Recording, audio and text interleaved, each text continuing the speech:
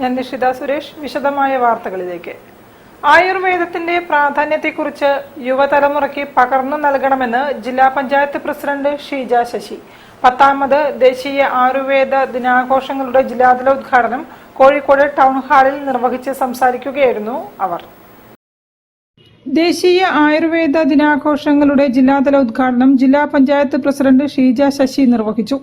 Kayakalp award നേടിയ ജില്ലയിലെ ചക്കിട്ടപ്പാറ പഞ്ചായത്ത്, അരിക്കുളം, തലക്കുളത്തൂർ, ചാത്തമംഗലം പഞ്ചായത്ത് സാരഥികളായ എം സുഗതൻ, KT പ്രമീള, ഒളിക്കൽ ഗഫൂർ എന്നിവരെയും ഭരണസമിതി അംഗങ്ങളെയും പഞ്ചായത്തുകളിലെ മെഡിക്കൽ ഓഫീസർമാരായ doctor Seena B Madathil, doctor CK Ramya, doctor K Praveen, doctor Majida Haidar Ali എന്നിവരെയും ചടങ്ങിൽ ആദരിച്ചു.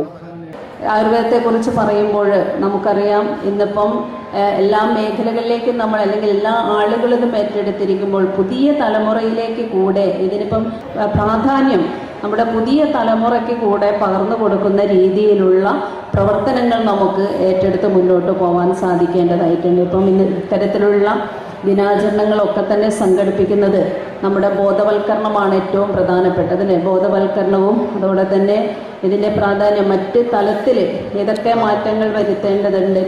ജില്ലാ medical officer doctor PM Sini അധ്യക്ഷയായിരുന്നു.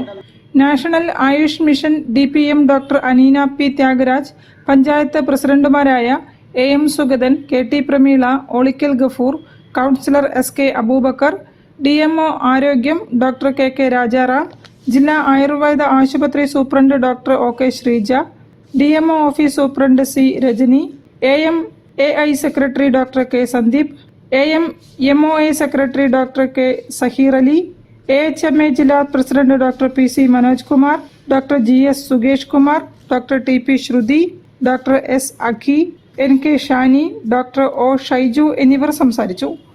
News bureau, Kozhikode. സ്ത്രീകൾക്കെതിരെ നടക്കുന്ന അതിക്രമങ്ങൾ ഇല്ലാതാക്കാൻ